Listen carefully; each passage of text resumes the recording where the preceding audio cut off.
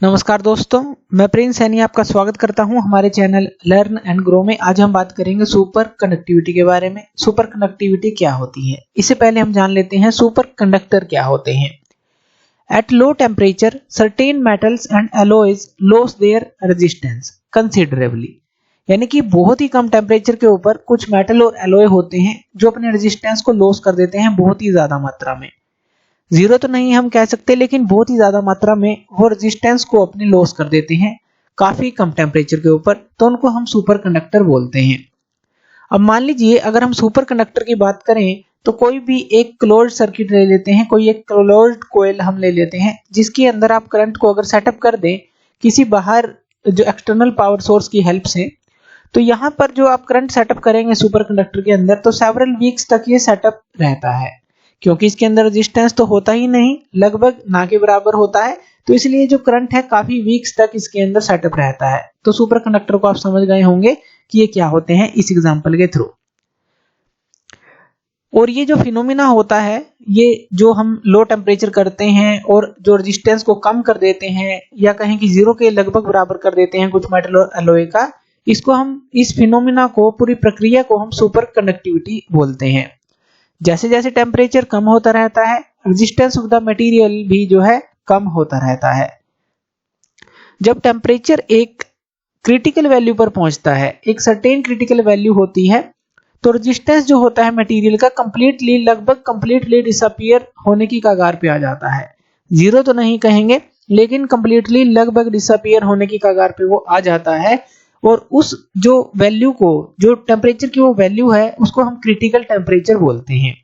और ये जो क्रिटिकल टेम्परेचर है ये डिफरेंट होता है डिफरेंट मटेरियल के लिए। जैसे कि अगर हम एग्जांपल लें, मरकरी के लिए 4.2 केल्विन होता है, लेड के लिए 7.25 केल्विन होता है, नियोबियम के लिए 9.2 केल्विन होता है।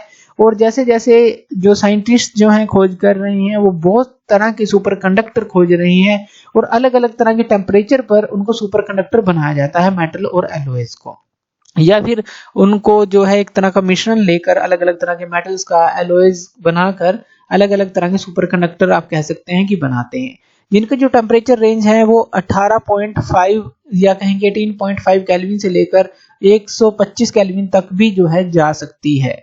तो इतने जो है रिसर्च की जा रही है सुपर कंडक्टर्स के ऊपर। अब बात कर लेते हैं कॉज ऑफ सुपर कंडक्टिविटी, कारण क्या है सुपर कंडक्टिविटी का। अब देखिए यहाँ पर हम एक कंडक्टर को ले लेते हैं। मान लीजिए हमारे पास कोई एक कंडक्टर है और इस कंडक्टर के अंदर हमें पता है इसके खुद के एटम और आयन होते हैं, और जो इलेक्ट्रॉन होते हैं, मान लेते हैं इस तरफ प्लस टर्मिनल है आपने कनेक्ट किया है और इस तरफ माइनस टर्मिनल को कनेक्ट किया है, तो इलेक्ट्रॉन जो है हमें पता है कि वो ड्रिफ्ट होकर पॉजिटिव टर्मिनल की तरफ जाते हैं और यहाँ पर एक करंट सेटअप हो जाता है। अब सुपर कंडक्टिविटी के अंदर होता क्या है, अब यहाँ पर देखिए जब इलेक्ट्रॉन ड्रिफ्ट कर रहा था तो वो काफी जगह कोलिजन करके प्लस टर्मिनल तक आता है, यानी कि यहाँ पर कोलिजन होता है।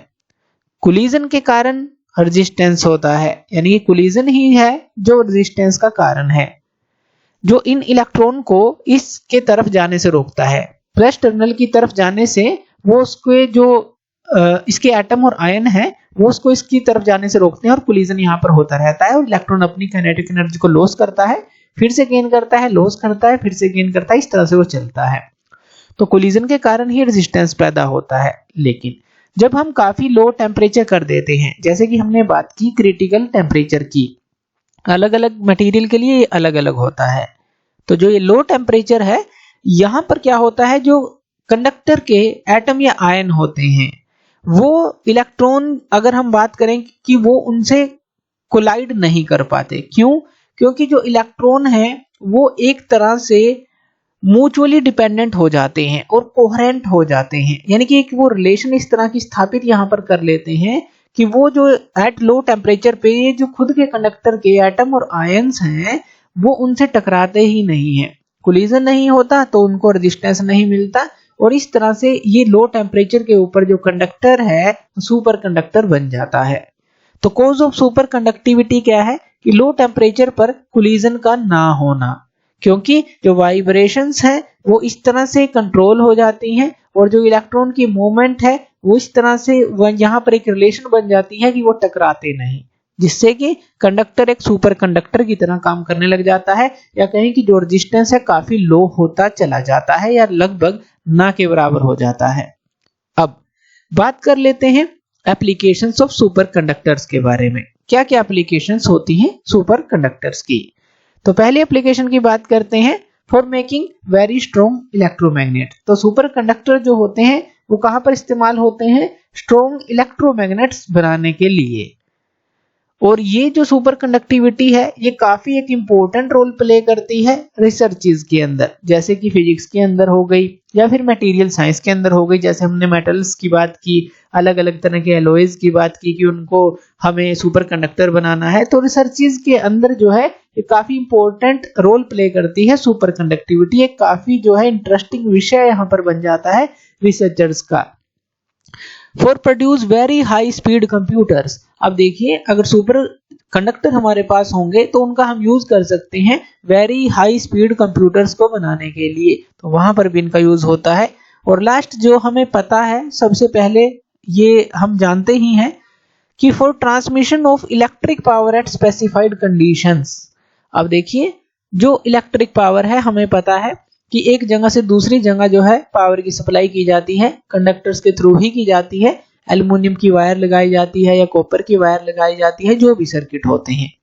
तो ट्रांसमिशन जो है इलेक्ट्रिक पावर का अगर हम सुपर कंडक्टर के थ्रू करें तो रेजिस्टेंस नहीं होगा, हीट लॉस नहीं होगा, या कहें कि पावर लॉस नहीं होगा, तो वो हम आसानी से कर सकते हैं। लेकिन अभी ये स्पेसिफाइड कंडीशन के लिए ही उपलब्ध है, यानी कि बहुत ही लो टेम्परेचर पर उपलब्ध है, जो कि हम अभी नहीं कर सकते क्योंकि उस पर ज्यादा खर्चा आ जाएगा इन्हीं स्पेसिफाइड कंडीशन को मेंटेन करने के लिए। तो इसलिए रिसर्चेस जो है वो जारी हैं, और ताकि ऐसे सुपर कंडक्टर बनाए जा सके जो रूम टेम्परेचर के ऊपर ही सुपर कंडक्टर रहें, तो उसका हम यूज कर पाएंगे और काफी जो है हम लॉस को इलेक्ट्रिक पावर के बचा सकते हैं ट्रांसमिशन जब एक जगह से दूसरी जगह करते हैं। तो इस तरह से आप जो है सुपर कंडक्टिविटी को समझ सकते हैं। तो थैंक यू वीडियो देखने के लिए, और इसी तरह की वीडियोस के लिए आप हमारे चैनल लर्न एंड ग्रो पे हमें सब्सक्राइब कर सकते हैं। धन्यवाद।